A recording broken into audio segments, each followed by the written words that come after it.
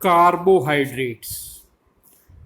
Carbohydrate मनुष्य के भोजन का एक महत्वपूर्ण यौगिक है। पाचन क्रिया के दौरान इसका जल अपघटन होता है, जिससे ग्लूकोज फ्रक्टोज के रूप में ये रक्त के द्वारा कोशिकाओं में पहुंचते हैं, जहां इनका ऑक्सीकरण होता है और कार्बन डाइऑक्साइड व जल बनते हैं।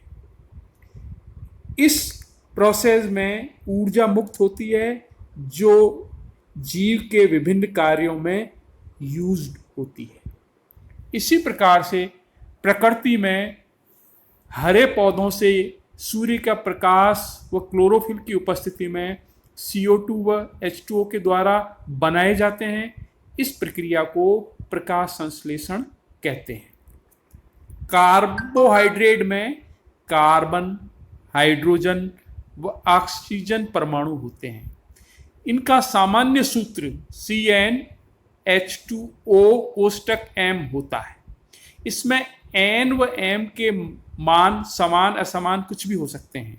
साधारण भाषा में कार्बन के हाइड्रेट्स के कारण इनको कार्बोहाइड्रेट नाम दिया गया है। लेकिन CH व O के कुछ कार्बनिक यौगिक ऐसे होते हैं जिनमें H व O का अनुपात तो 2:1 होता है, लेकिन वे कार्बोहाइड्रेट नहीं होते। जैसे फॉर्मेल्डिहाइड है, यहां पर हम देखते हैं कि CHO का अनुपात 2:1 है, लेकिन ये कार्बोहाइड्रेट नहीं है। इसी प्रकार से एसिटिक अम्ल है, उसी प्रकार से लैक्टिक अम्ल है। जबकि कुछ कार्बनिक यौगिक ऐसे होते हैं जिसमें H और O का अनुपात 2:1 नहीं होता है, फिर भी वे कार्बोहाइड्रेट होते हैं।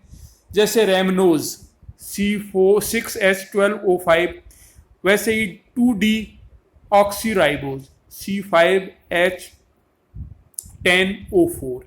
ये दोनों जिनमें कि H और O का अनुपात 2:1 नहीं है, फिर भी ये कार्बोहाइड्रेट कहलाते हैं।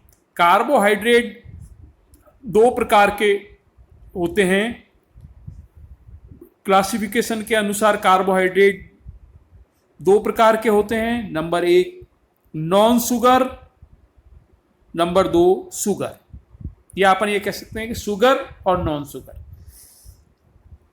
शुगर ये सफेद, क्रिस्टलीय, पानी में घुलनशील व स्वाद में मीठे होते हैं। इन्हें मुख्य रूप से दो भागों में बांटा गया है, मोनोसैक्राइड व ऑलीसैक्राइड। यहां पर हम परिभाषा के रूप में कार्बोहाइड्रेट को इस प्रकार से कह सकते हैं कि ऐसे समस्त कार्बोहाइड्रेट या तो स्वयं पॉलीहाइड्रोक्सी कार्बोनिल यौगिक होते हैं, अथवा वे जल अपघटन करने पर पॉलीहाइड्रोक्सी कार्बोनिल यौगिक का निर्माण करते हैं। उदाहरणतः ग्लूकोज एक पॉलीहाइड्रोक्सी एल्डिहाइड तथा फ्रक्टोज एक पॉलीहाइड्रोक्सी कीटोन है।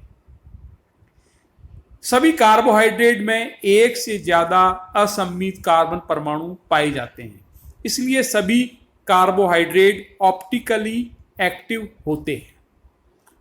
वर्गीकरण व नामकरण, क्लासिफिकेशन एंड नोमेनक्लेचर अपन ने पहले ही बता दिया था, लेकिन अब दोबारा कर रहे हैं। कार्बोहाइड्रेट टेस्ट, स्वाद के आधार पर दो भागों में बांटे हैं, सकरा, असकरा।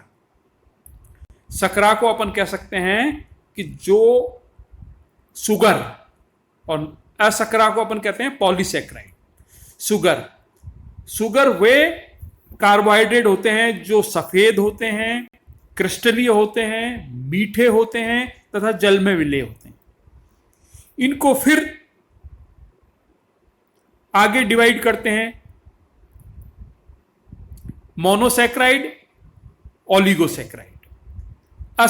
असकरा को अपन पॉलीसैक्राइड कहते हैं। ये बिल्कुल शुगर के विपरीत होते हैं, यानी कि अक्रिस्टलीय होते हैं, स्वादहीन होते हैं, जल में विलेय नहीं होते हैं, यानी कि जल में अविलेय होते हैं, और या अल्प विलेय होते हैं। उदाहरण हम दे सकते हैं स्टार्च और सेल्यूलोज। शुगर को दो भागों में अपन ने बांटा था, मोनोसैक्राइड और ओलिगोसैक्राइड। मोनोसैक्राइड 4 प्रकार के होते हैं, triose, tetrose, pentose, hexose. Monosaccharide, इसे हम सरल शुगर भी कहते हैं, इनका जल अपघटन नहीं होता है, वे स्वयं पॉलीहाइड्रोक्सी कार्बोनिक यौगिक होते हैं। हम सरल कार्बोहाइड्रेट के अंत में OSE लगा देते हैं। यदि मोनोसैक्राइड में एल्डिहाइड समूह उपस्थित है तो उसे एल्डोज, और यदि कीटोन समूह उपस्थित है तो उसे कीटोज कहते हैं। अणु में उपस्थित कार्बन परमाणु की संख्या को ग्रीक पूर्व लग्न देकर प्रदर्शित करते हैं। उदाहरण के लिए यदि 6 कार्बन परमाणु वाले एल्डोज को एल्डोहेक्सोज, वो 5 वाले को कीटोज को कीटोपेंटोज कहते हैं। इसी प्रकार से ट्रायोज, टेट्रोज, पेंटोज और हेक्सोज बताया है मोनोसैक्राइड में। ट्रायोज 3 कार्बन वाले, टेट्रोज 4 कार्बन वाले, पेंटोज 5 कार्बन वाले, हेक्सोज 6 कार्बन वाले। और हमें ध्यान है कि हेक्सोज में भी 2, यदि एल्डिहाइड ग्रुप है तो एल्डोहेक्सोज जैसे ग्लूकोज, यदि कीटो ग्रुप है तो कीटो हेक्सोज। ऑलिगोसैक्राइड, ऑलिगोसैक्राइड 2 प्रकार के होते हैं, डाइसैक्राइड और टाइसैक्राइड। ऑलिगोसैक्राइड में ये यौगिक जल अपघटन करने पर 2 से 10 मोनोसैक्राइड दे सकते हैं।